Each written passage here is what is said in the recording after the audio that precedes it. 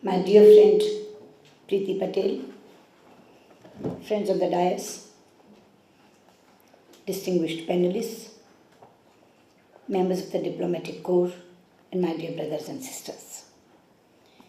I am delighted to join you all this evening at the launch of the book, The Modi Doctrine, New Paradigms in India's Foreign Policy. Let me begin by congratulating the editors, Dr. Anirban Ganguly, Dr. Vijay Chauthaiwala, and Dr. U.K. Sinha, for their compilation of these essays. Contributions include a very broad spectrum of both practitioners and analysts. They span diverse specializations, experiences, and even nationalities. I am confident that their collective efforts would be a valuable addition to the understanding of contemporary foreign policy. 2 years ago, the Modi government came to power with a decisive mandate. It rode on the expectations of change in our society, responding to the mood of the nation. Before the election, there was a perceptible sense of drift in policy, whether domestic or external. The feeling, particularly among the younger generation, was that India deserved better and we could in fact do better. Much of it was focused on a better quality of life and greater security, especially against terrorism. But in looking out at the world, there was also a growing feeling that we could contribute more and shape its future. Consequently, our government came in with more ambitious goals, bolder policies to achieve them, and a commitment to more effective delivery. 2 years later, much progress has been made in addressing the external aspects of this endeavor. Let me stress the linkage between domestic and foreign policy. This is key to understanding what the authors term as the Modi Doctrine. It is not just that policy and priorities are articulated differently from the past. At the heart of the change is a vision of India's place in the world, its relationship with the international community, and indeed an understanding of a rapidly transforming world itself. A week ago, in responding to questions on the second anniversary of my Govin, Prime Minister summed up our foreign policy approach with the phrase, India first. This term not only captures our commitment to protect strategic interests, but also towards greater prosperity and development at home. In our diplomatic engagements in the last 2 years, you will therefore find that a major focus now is in using international partnerships to advance domestic flagship programs like Make in India, Digital India, Skill India, or Smart Cities. Equally important, we have been extremely active in spreading the message of India being easier to do business. If railway modernization, for example, is a priority at home, it is so too for our diplomatic abroad. This right meshing of domestic and diplomatic goals is in fact one of the hallmarks of the Modi Doctrine. It has led not only to flagship programs accessing greater technology, capital and best practices, but also to a marked improvement in FDI flows. The very first diplomatic move made by the government was on its inauguration day, by inviting leaders of neighboring nations to join us on that occasion. The underlying thought has since expanded into a neighborhood-first policy that stresses cooperation, connectivity, and greater people-to-people contacts.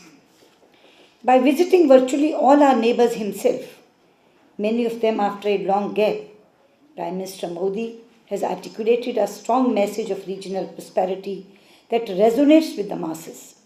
Naturally, the pursuit of these objectives has not been without its challenges, among them cross-border terrorism. But the wisdom of our approach and the sincerity of our efforts are clearly gaining broader support. Comprehending recent shifts in the nature of international politics is essential to framing policies and choices. The global order has not just become more multipolar.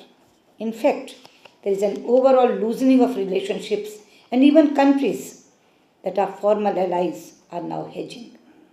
Though the world as a whole is more globalized, distinct regional dynamics have also emerged. Situations to the east and west of India both offer examples. As a result, effective diplomacy increasingly calls for simultaneously engaging competing powers. It is now an exercise to manage differences and expand areas of agreement. Consequently, remaining passive to international developments is no longer an option. This understanding of the world explains the more active nature of Indian diplomacy now. We believe that India's interests and prestige have been well served by this more energetic engagement, and India that aspires to to a greater global role must necessarily have a larger diplomatic footprint. At a structural level, this means more embassies and a larger foreign service. Both these are part of ongoing efforts. But more immediate is the requirement for broader and frequent engagements with other leaderships. It was clear to us that interactions can no longer be limited either by distance or size. We cannot expect understanding, leave alone support, from those who have not been engaged, and you would be astonished at the gaps we found when analyzing high-level visits. It was therefore with a strong sense of purpose that the Modi government approached this issue. In the last 2 years, in addition to the very vigorous efforts of the Prime Minister personally, my cabinet colleague and I have been to more than 140 countries. I myself met almost 170 of my counterparts, heads of state, government and other dignitaries in this world. The impact this has had on the world's perception of India cannot be overstated. In addition to these bilateral engagements, we have also broken new ground in terms of multilateral gatherings. The Indian-Africa Summit was expanded from the earlier 17 nations to its full complement of 54. For the first time, a summit of Pacific Island states with India was held, not just in that region but in India as well. It is not enough that India is heard or seen in different parts of the world. Perhaps our own people don't appreciate deeply enough how much of an example we can be, especially on development and governance issues. Our capabilities in technology, education or industry can make a difference to the growth of others. Even our interfaith practices and resistance to radicalization has a message for the world. Expanding programs and platforms that share experiences and contribute to global developments is an increasingly important element of our diplomatic outcomes. You can see this reflected in growing lines of credit, more grants and technical assistance, as well as in major development projects abroad. These are truly win-win situations because they also advance the international operations of Indian businesses. In an era where it is fashionable to talk of global issues, Indians must realize that representing 1/6 of humanity ourselves, we must do our utmost on challenges that will determine the future of our planet. It is with this global perspective that the Modi government approaches key international negotiations in a positive and constructive manner. We not only had a key role to play in the Paris Agreement, but also took the lead in creating the International Solar Alliance. Whether it is SDGs or PKO, we have built further on a long tradition of international activity.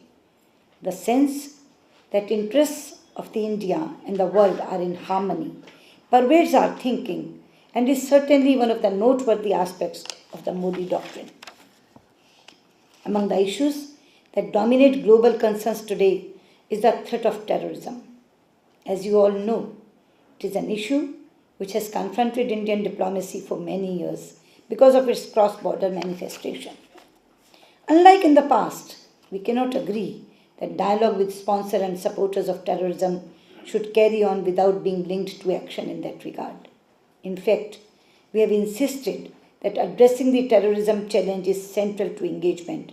At the international level, we are also putting the spotlight on early conclusion of a comprehensive convention on international terrorism. Equally important, we have made counter-terrorism cooperation a key element in many of our bilateral interactions. I can share with you that this is having its impact. At a time when there is talk of a demographic dividend, it is also worthwhile to examine its foreign policy implications. India will surely make its presence felt in the world through its people. You can already see this happening, and as education, skills, and employment progress, we can truly be a human resources superpower. Already there is an Indian diaspora that wields considerable influence in many nations. There are also other Indians with varying levels of skills who earn their living abroad and contribute to our prosperity at home. Our country makes as much by services and remittances as it does by trade in goods. These Indians abroad are a huge asset for the country, whether in the economy, in image, or in influence. The Modi government has broken new ground in appreciating their contribution, enhancing their standing, and protecting their interests. The Prime Minister has again led the way himself. Another method of expressing that is to give them the comfort that the Indian government is always there for them. That is the least we can do for our nationals who do so much for us. Perhaps you will now understand why Sushma Swaraj responds 24/7 to Indians in distress abroad, or why General V.K. Singh has been sent to Saudi Arabia to deal first-hand with the problems of our stranded workers. In fact, we have brought about a change in systemic attitudes towards them, whether it is in faster issue of passports at home, better consular responses abroad, or even in major evacuation operations like Yemen, Iraq, Libya, or South Sudan. Conversely, we are also working on involving PIO or NRIs more closely in the unfolding of our development flagship programs. Projecting cultural identity and national branding are integral elements of enhancing global standing. India is actually particularly blessed because more than many others, our cultural heritage and traditions have an international relevance. This is a reservoir of goodwill that has not been utilized as effectively as it could have been in the past. We have devoted energies and resources to enhancing global appreciation of Ayurveda and of Indian languages. Its impact as that of the International Day of Yoga is known to all of you. Recognizing the work of Indologists abroad is another expression of this intent. A defining characteristic of our government has been its focus on delivery. In the realm of foreign policy too, we are striving hard in that regard. Long pending projects abroad, especially in the neighborhood, are moving forward. The completion of the Parliament building and the Indo-Afghanistan Friendship Dam in Afghanistan, the Duriyappa Stadium in Sri Lanka, the Petrapol integrated checkpost with Bangladesh, or the Trauma Center in Nepal are some notable milestones. On the consular side, issuing passports on a post-verification basis is a radical departure. Simplifying visa issuance through electronic format and merging PIO cards with OCI are also noteworthy. Within the ministry and outside, vis-à-vis the rest of the government, we have consciously moved towards a more integrated way of working. The Modi Doctrine is led by wisdom and implemented through delivery. Its difference is there for all of you to see. How it will unfold in coming years is naturally a subject of great interest. But in foreign policy, as in other areas, we believe that broader consultations make an important contribution. I see today's event in that light, and I once again thank the organizers for inviting me to it.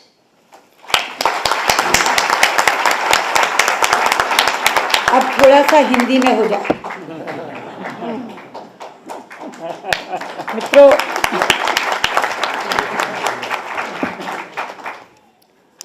मैं विदेश नीति को अंदर से चला रही हूँ, आप उसे बाहर बैठ के देख रहे हैं।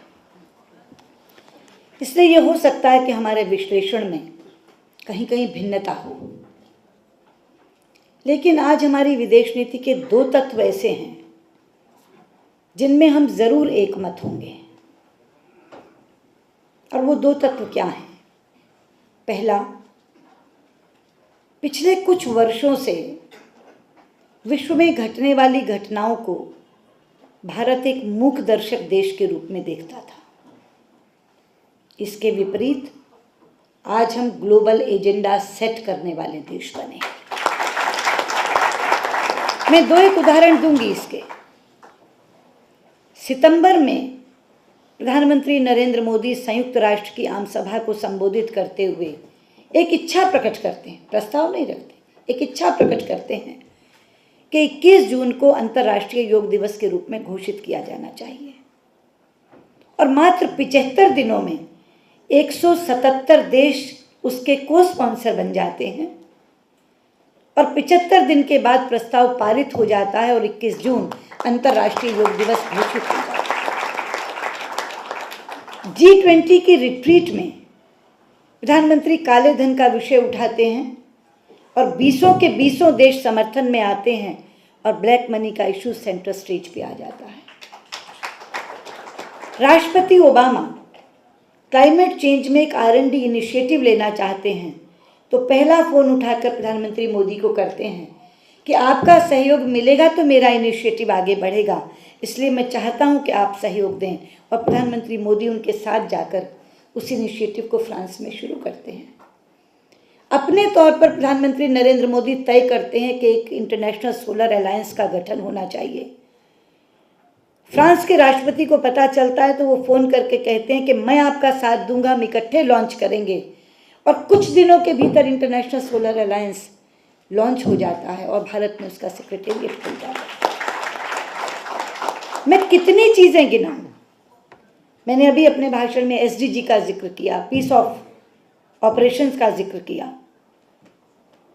आज भारत बोलता है तो दुनिया सुनती है, ये पहला पैराडाइम शिफ्ट फॉरेन पॉलिसी में।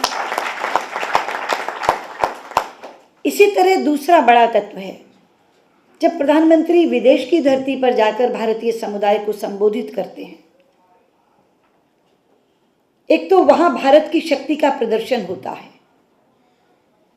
दूसरा वहां के भारतीयों के प्रति उस देश के लोगों के मन में आदर का भाव बढ़ता है, और तीसरा जब विदेशी धरती पर भारत माता की जय और वंदे मातरम का जय घोष होता है तो यहाँ बैठा हुआ हर देशवासी गर्व का अनुभव करता है कि आज भारत दूसरे देश में सुनाई दे रहा है। इसी के साथ साथ जिसका जिक्र मैंने थोड़ा सा इसमें किया, आज विदेश में बसा हुआ, संकट में फंसा हुआ हर भारतीय ये महसूस करता है कि उसकी सुध लेने वाली कोई सरकार भारत में है। तो एक तरफ भारतीयों के प्रति आदर का भाव बढ़ा है, दूसरी तरफ स्वयं भारतीयों का हौसला बढ़ा है। ये हमारी फॉरेन पॉलिसी का एक बहुत बड़ा पैराडाइम शिफ्ट है। मैं कहना चाहती हूँ कि विदेश मंत्रालय में ये कभी प्राथमिकता नहीं थी, ये बिल्कुल एक नया आयाम है। प्रधानमंत्री स्वयं बोले HOMs की कॉन्फ्रेंस में कि ये मंत्रालय तो सूट बूट पहन के रात को डिनर खाने वाला मंत्रालय होता है, लेकिन आज हमारी एम्बेसीज टोज पे हैं। घंटों नहीं लगते, मिनट लगते हैं, जिसमें सब कुछ होकर के उस व्यक्ति को राहत मिल जाती है। तो ये दो बड़े तत्व ऐसे हैं जहां भारत ग्लोबल एजेंडा सेट कर रहा है, भारतीयों का आदर बढ़ा है और बाहर बसे भारतीयों का हौसला बढ़ा है। मुझे लगता है हम में कितनी भी मत भिन्नता विश्लेषण में हो, लेकिन इन दोनों चीज़ों पर देश के अंदर, देश के बाहर रहने वाले लोग ज़रूर एक मत होंगे। और ये पैराडाइम दो शिफ्ट्स ऐसे हैं जिसमें हम लोग कितनी भी अलग अलग राय रखते हुए मगर इस पर हम एक मत ज़रूर होंगे। इसी नोट पर मैं अपनी बात समाप्त करना चाहूँगी।